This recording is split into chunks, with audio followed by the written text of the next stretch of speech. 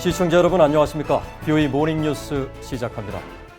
북한 정권이 20여 년 전 유엔 기구에서 빌린 자금 수천만 달러를 아직도 갚지 않고 있는 것으로 나타났습니다. 가난한 농민과 여성을 돕기 위한 대출 사업이었는데 채무를 이행하지 않는 북한 당국의 행태가 다시 드러났다는 지적이 나옵니다. 안소영 기자가 보도합니다. 유엔 산하 국제농업개발기금 이페드는 지난 1996년부터 2008년 6월까지 북한의 가난한 농민과 저소득층 여성을 돕기 위한 소액 대출 사업을 벌였습니다. 당시 국제농업개발기금이 북한에 제공한 대출금은 5,050만 달러였습니다. 북한의 조선중앙은행이 기금을 받아 군 단위의 지방은행을 통해 협동농장과 북한 주민에게 대출을 해주면 주민들은 이 자금으로 가축과 영농기구를 마련해 농업 생산을 향상시킨 뒤 빌린 돈을 은행에 갚는 방식으로 기금이 운영된 겁니다. 농업개발기금은 21일 공개한 2019년 연례 보고서를 통해 지난해 말 기준으로 북한이 갚지 않은 자금이 4천만 달러에 달한다고 밝혔습니다. 북한 당국이 20년 넘게 이 기구에 빌린 돈을 갚지 않고 있는 겁니다. 전문가들은 채무를 이행하지 않는 북한의 나쁜 관행이 또다시 드러났다고 지적했습니다. It's a long pattern of North Korea not honoring foreign debt obligations.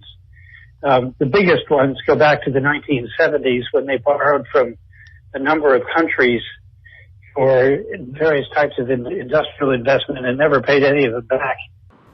앞서 북한인 스웨덴에서 1974년 발생한 부채 3억 2천여만 달러를 비롯해 오스트리아와 영국, 체코, 핀란드 등에도 빚을 지고도 갚지 않고 있습니다.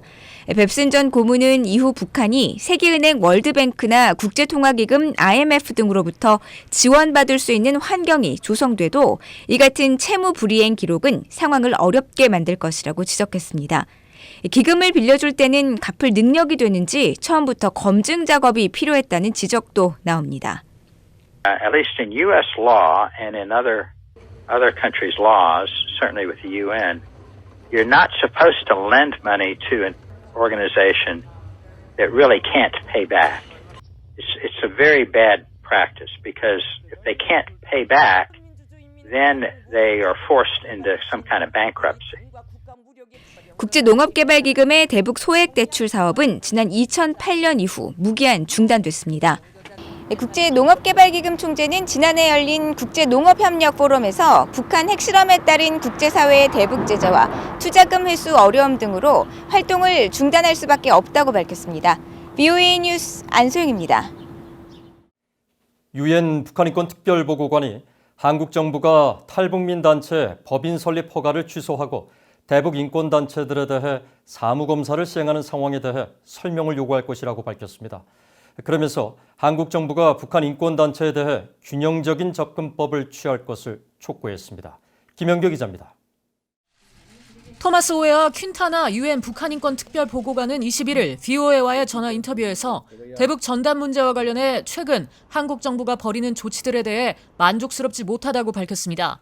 북한의 김정은 체제를 규탄하는 내용의 전단과 쌀 등을 살포해온 자유북한운동연합과 큰샘 등 두 개 탈북민 단체에 대한 법인 설립 허가 취소와 대북 인권단체들에 대한 사무검사에 대해 더 상세한 정보를 받아야 한다면서도 북한이 탈북민들을 비난하고 위협한 뒤 한국 정부가 대북 인권단체에 압박을 가하는 모습이 적절해 보이지 않는다는 겁니다.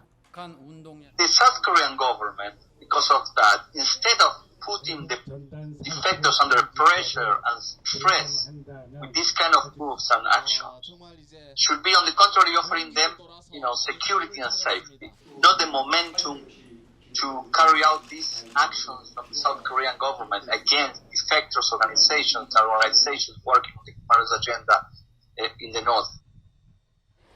퀸타나 보고관은 그러면서 유엔이 한국 정부에 정보를 요구할 것이고 이후 필요하다면 유엔 차원에서 이 문제를 다룰 것이라고 말했습니다. The government of South Korea has decided to leave aside for the time being discussions on the human rights in North Korea. So that's why it is very important for people like me from the UN to count on the work of the civil society who are dealing with the human rights in North Korea. That's why I am concerned about what's happening with this decision from the government. 퀸타나 보고관은 이어 한국 정부는 북한과의 관여 정책을 펼치면서 북한 내 인권 문제를 뒤로 미뤄왔다고 말했습니다. In my discussions with the government, they have been very clear that it's not the time to discuss human rights in North Korea. We need the government of South Korea and we, the United Nations, we have to work together to guarantee the rights of the civil society. 또 대북전단이나 쌀 살포가 통일 정책을 저해한다는 한국 정부의 입장에 대해선 한국 국회 내에서 논의를 거쳐 답을 내놓아야 한다고 말했습니다. 이어 풍선을 이용한 대북 정보 전달의 효율성 여부는 인권단체들의 풍선 보낼 권리와는 다른 것이라고 강조했습니다. All this controversy and conflict with regards to the balloons and the leaflets and what's happening in South Korea, what it is actually showing the international community once again is the almost complete lack of access that North Koreans have in their country to outside information. 퀸타나 보고관은 한국에 살고 있는 탈북민들은 북한 정권의 인권 유린 희생자라고 강조했습니다. 그러면서 그들은 보호를 받아 마땅하지 또다시 희생자가 돼서는 안 된다며 한국 정부는 북한 인권 문제를 다루는 시민 단체들을 존중하고 균형 잡힌 접근 방식을 택할 것을 촉구했습니다. VOA 뉴스 김현경입니다. 한편 한국통일부는 대북 민간단체들 압박 움직임에 대한 퀸타나 보고관의 이런 해명 요구에 대해 유엔 측에 한국 정부의 입장을 충실히 설명하겠다고 밝혔습니다. 한국통일부의 여상기 대변인은 22일 기자 설명회에서 유엔 측으로부터 면담 요청이 온 것으로 알고 있다면서 표현의 자유나 북한 주민의 알 권리 보장 등이 중요한 가치임은 분명하지만 접경지역 주민 등 타인의 권익을 침해하지 않는 범위 내에서 이뤄져야 한다면서 이같이 밝혔습니다. 이와 관련해 전환기 정의 워킹그룹 등 25개 대북 인권단체들은 공동성명을 통해 통일부가 일방적으로 엄포한 사무검사를 거부한다고 밝혔습니다. 이들 단체들은 통일부가 등록단체 중 북한 인권과 탈북민 정착지원단체만 골라 사무검사를 시행하겠다는 건 차별이자 탄압이라고 지적했습니다. 그러면서 이는 일종의 블랙리스트를 둔 것과 같다면서 통일부는 부당한 표적 사무검사를 즉각 중단하라고 촉구했습니다. 미국과 한국 간 대북 정책 조율 기구인 미얀 워킹그룹은 유용하고 필요한 정책 협의 기제라고 강경화 한국 외교부 장관이 밝혔습니다. 정세균 한국 국무총리는 연내 미북 정상회담은 쉽지 않을 것으로 전망했습니다. 조상진 기자입니다.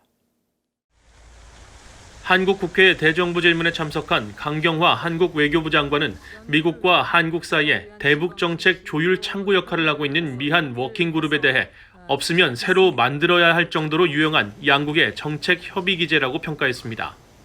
특히 미한 워킹그룹은 정책 협의체로 제재 면제 기구가 아니라면서 포괄적으로 한반도 문제를 조율하는 과정에서 제재 문제도 논의하고 있지만 사안마다 미국의 승낙을 받는다는 것은 오해라고 설명했습니다. 오히려 워킹그룹 논의를 통해 유엔 안보리의 대북 제재 면제 처리를 신속하게 받을 수 있었다며 긍정적 기능을 강조했습니다. 사실은 한미 간에 한 번 걸름으로 해서 그 안보리 제재에 갔을 때는 신속하게 일이 처리될 수 있는 그런 것이 이제 이 막상 미국과 대화를 하는 외교부에는 평가는 그렇습니다. 제재 문제를 가지고 미 측과 이 워킹그룹을 통해서 얘기했던 12건에 대해서는 미국이 반대를 하질 않았습니다. 미한 워킹그룹에 대한 한국 여권 일각의 비판적 견해들에 대해서는 남북관계 진전이 안 되는 상황에서 워킹그룹에 대한 불만과 비판의 소리가 있다는 점을 한국 정부는 물론 미국 측도 잘 알고 있다면서 운영의 묘를 더 살리는 방안을 미국 측과 조율하겠다고 밝혔습니다. 강 장관은 이어 비핵화 협상 전망과 관련해 최근 스티븐 비건 국무부 부장관 겸 대북정책 특별대표가 방한한 자리에서 미국은 실질적 진전을 원하고 있다고 말한 사실을 공개했습니다. 그러면서 한국은 미국뿐 아니라 중국과도 북핵 문제를 긴밀히 협의하고 있으며 중국은 남북 협력을 위한 한국 측의 노력을 지지하고 있다고 밝혔습니다. 정세균 한국 국무총리는 연내 미북 정상회담 성사는 불투명한 상황이라며 쉽지 않을 것으로 전망했습니다.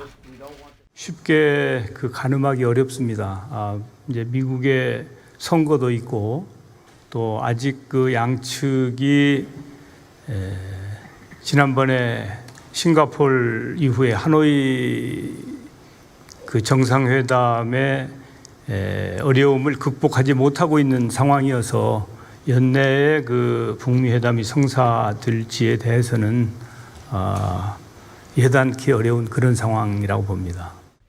또 북한이 대륙간 탄도미사일 ICBM 시험 발사 등 도발에 나설 가능성에 대해서는 북한도 여러 국제 정세를 살펴볼 것이고 도발 방지를 위해 한국과 미국이 상당 기간 노력해왔다면서 북한이 도발을 감행하지 않기를 진심으로 바라고 있다고 밝혔습니다. VOA 뉴스 조상진입니다. 올해 상반기 중국의 공식적인 대북 유류 반입량이 지난해 3분의 1 수준으로 떨어졌으며 북중 간의 무역액도 70% 가까이 감소한 것으로 나타났습니다. 이는 신종 코로나 바이러스 여파에 따른 국경 봉쇄와 북한 정권의 핵무기 개발에 대한 국제사회의 제재 여파란 지적입니다. 유엔 안보리 대북제재위원회가 최근 공개한 자료에 따르면 중국은 최근 6월 한 달 북한에 약 1,006톤의 정제유를 공급해 지난 6개월간 총 2,820톤의 정제유를 북한에 반입한 것으로 나타났으며 이는 지난해 같은 기간의 정제유 대북 반입량 7,602톤의 약 37% 수준에 그친 것으로 확인됐습니다. 북한에 정제유를 공급하는 러시아도 5월까지 총 11,481톤을 반입했다고 보고해 지난해 같은 기간 약 22,000톤에 비해 절반 정도 수준에 머물렀습니다. 한편 중국 수출입 통관 업무를 총괄하는 해관청소 자료에 따르면 지난 1월부터 5월까지 북한의 대중 수입량은 지난해 같은 기간보다 68% 줄어든 2억 9,500만 달러를 기록했고 수출량도 81% 감소한 1,800만 달러로 나타나 무역량이 급감한 것으로 파악됐습니다. 북한의 올해 산림 면적이 10년 전보다 약 21만 헥타르 감소했으며 지난 30년간 줄곧 감소 추세를 보이고 있다고 유엔 산하 식량농업기구가 밝혔습니다. 유엔 식량농업기구 FAO는 21일 공개한 세계 산림자원 평가 2020 보고서에서 올해 북한의 산림 면적은 603만 헥타르로 지난 2010년 624만 2천 헥타르보다 약 21만 헥타르가 줄었다고 밝혔습니다. 이어 FAO가 조사를 시작한 지난 1990년 691만 헥타르를 기록한 이래 줄곧 산림 면적이 감소하고 있다며 급격한 산림 황폐화를 지적했습니다. 전체 국토 면적의 약 73%가 산림인 북한은 산림병 해충 피해에 대한 대처 방안 미흡과 산불 등으로 산림 황폐화 문제가 심각한 것으로 전문가들은 지적해 왔습니다. 북한은 앞서 영국의 위기관리 전문기업이 발표한 세계 산림 황폐화 지수에서 전 세계 180개 나라 가운데 나이지리아와 인도네시아에 이어서 산림 황폐화가 가장 심각한 것으로 조사된 바 있습니다. 이상으로 VOA 모닝 뉴스를 마칩니다. 시청해주신 여러분 고맙습니다.